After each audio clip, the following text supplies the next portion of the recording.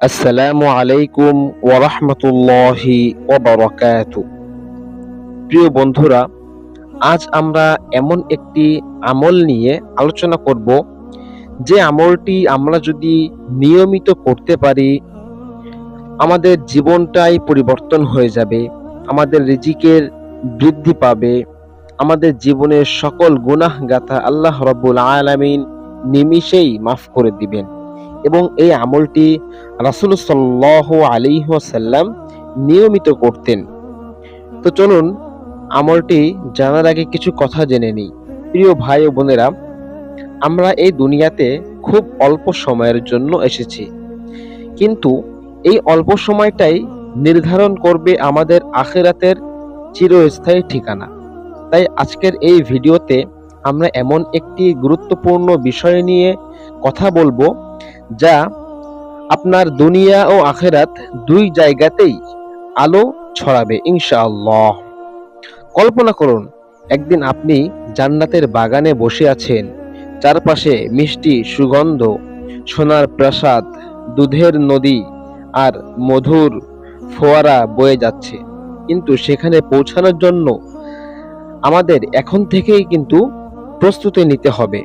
আমরা হয়তো প্রতিদিন অনেক কিছু শিখি, কিন্তু সেই শিক্ষা কাজে লাগাই না।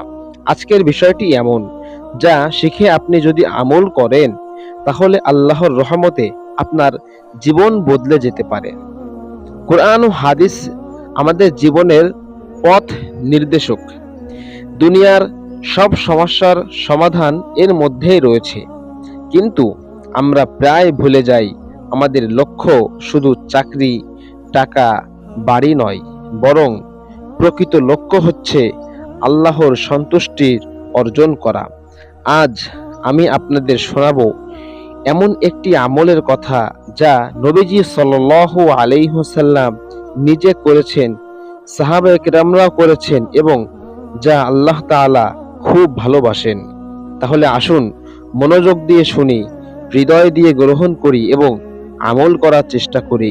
কারণ জ্ঞান শোনার পর আমল না করলে সেই জ্ঞান কিয়ামতের দিন আমাদের বিপক্ষে সাক্ষ্য দেবে।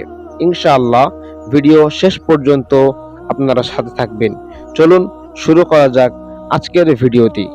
প্রিয় বন্ধুরা, আমরা প্রতিদিন অনেকবার বাথরুমে যাওয়া আসা করি, কিন্তু আমরা কি জানি বাথরুমে যাওয়ার আগে ও পরে কিছু বিশেষ দোয়া আছে? এই দোয়াগুলো আমাদেরকে শুধু শুদ্ধ রাখে না, বরং শয়তানের ক্ষতি থেকেও রক্ষা করে, শয়তানের ওয়াসওয়াসা থেকে আমাদেরকে রক্ষা করে। এজন্য আজকে আমরা এই ভিডিওর মাধ্যমে বাথরুমে যাওয়ার আগে ও পরে কি কি দোয়া পড়তে হয়, কেন পড়তে হয়, এবং কিভাবে শিশুরাও ছোট থেকেই এই সুন্নাতগুলো শিখতে পারে, এই তিনটি বিষয় নিয়ে আজকে আমরা এই ভিডিওর মাধ্যমে শিখব ইনশাআল্লাহ। তো চলুন প্রথমে আমরা জেনে নিই বাথরুমে যাওয়ার আগে কোন দোয়া পড়তে হয়। বাথরুমে যাওয়ার আগে এই দোয়াটি পড়তে হয়, আল্লাহুম্মা ইন্নী আউযু বিকা মিনাল খুবুসি ওয়াল খাবাইস। আরেকবার বলি, আল্লাহুম্মা ইন্নী আউযু বিকা মিনাল খুবুসি ওয়াল খাবাইস। স্ক্রিনে দোয়াটি বাংলায় দেওয়া হবে ইনশাআল্লাহ। অর্থ, হে আল্লাহ, আমি আপনার কাছে পুরুষ ও মহিলা শয়তানদের থেকে আশ্রয় চাই।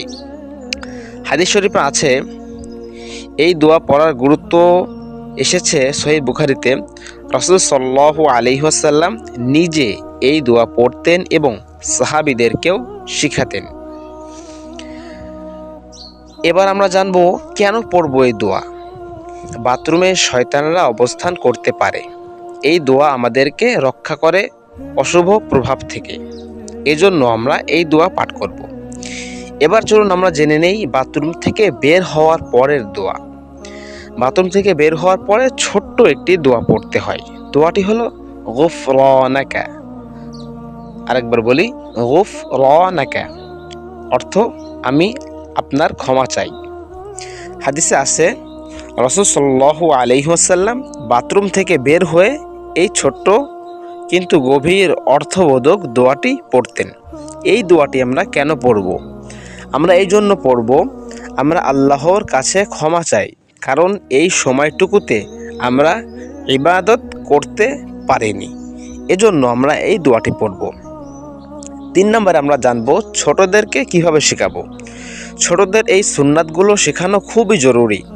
ছোট থেকেই তারা যদি অভ্যাস করে, বড় হয়ে সহজেই সুন্নাত মেনে চলতে পারবে। কিভাবে আমরা শেখাবো বাচ্চাদেরকে? সকালে বা রাতে ঘুমানোর আগে বারবার প্র্যাকটিস করানো, একটি কার্টুন বা গান ব্যবহার করে যাতে দোয়া মুখস্থ হয়, প্রিন্ট করে বাথরুমের দরজার পাশে টানিয়ে রাখা। এভাবে আমরা বাচ্চাদেরকে শেখাবো। বন্ধুরা, দোয়া দুটি আমরা আবার একবার করে মস্ক করে নিই। বাথরুমে যাওয়ার আগে এই দোয়াটি পড়ব। দোয়াটি হলো, আল্লাহুম্মা ইন্নী আউযু বিকা মিনাল খুবুসি ওয়াল খাবাইস। আর বাথরুম হতে বের হওয়ার সময় এই দোয়াটি পড়ব, গুফরানাকা। বন্ধুরা, ইসলাম আমাদের জীবনের প্রতিটি দিকেই শিক্ষা দিয়েছে। আমরা যদি এই ছোট্ট ছোট্ট আমলগুলো প্রতিদিন করি, তাহলে আমাদের জীবন হবে বরকতময়।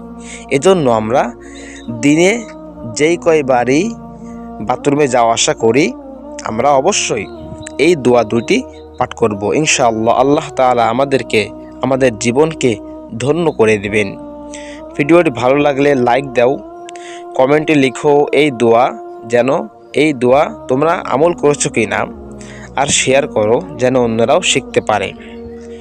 ইসলামিক শিক্ষা শুরু হোক ঘর থেকেই।